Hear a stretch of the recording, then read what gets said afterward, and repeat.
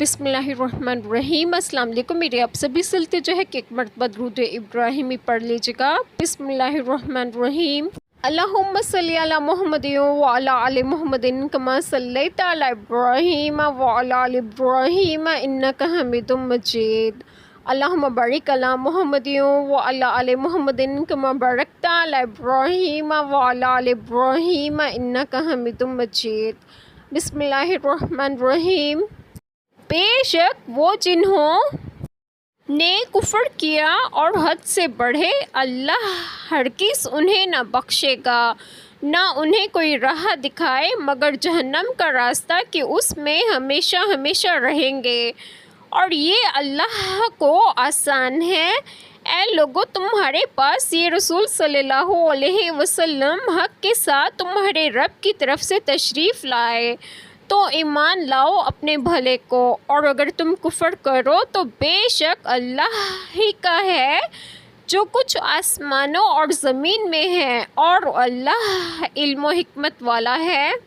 بسم اللہ الرحمن الرحیم۔ آج جو بات آپ لوگوں سے ڈسکس کروں گی وہ یہ ہے کہ اس پہلی آیت کریمہ میں ہے کہ بے شک جنہوں نے کفر کیا اللہ تعالیٰ کے ساتھ اور حد سے بڑھے کتاب الہی میں آپ صلی اللہ علیہ وسلم کے اوصاف بدل کر اور آپ صلی اللہ علیہ وسلم کی نبوت کا انکار کر کے، اللہ تعالیٰ ہرگز نہ انہیں بخشے گا جب تک وہ کفر پر قائم رہے یا کفر پر مرے، اور نہ ہی انہیں کوئی راہ دکھائے، کوئی رہنمائی فرمائے گا۔ اور اس سے اگلی آیت کریمہ میں ہے کہ مگر جہنم کا راستہ کہ اس میں ہمیشہ ہمیشہ رہیں گے، سوائے راہ جہنم کے جس میں وہ ابد تک ہمیشہ رہیں گے، اور یہ اللہ تعالیٰ کو آسان ہے۔ یعنی کوئی بھی کام اللہ تعالیٰ کے نزدیک مشکل نہیں ہے، یہ کفر کرنے والوں اور اللہ تعالیٰ کی راہ سے بھٹکنے والوں کے لیے ہے کہ اللہ تعالیٰ کو عذاب دینا کوئی مشکل نہیں ہے۔ اور اس آیت کریمہ میں عذاب جہنم کی وعید ہے، اور اس سے اگلی آیت کریمہ میں ہے کہ اے لوگو، تمہارے پاس یہ رسول پاک صلی اللہ علیہ وسلم سید انبیاء محمد مصطفیٰ صلی اللہ علیہ وسلم حق کے ساتھ تمہارے رب کی طرف سے تشریف لائے ہیں تو ایمان لاؤ اپنے بھلے کو، اور اگر تم کفر کرو اور محمد مصطفیٰ صلی اللہ علیہ وسلم کی رسالت کا انکار کرو تو اس میں ان کا کچھ ضرر نہیں، اور اللہ تعالیٰ تمہارے ایمان سے بے نیاز ہے۔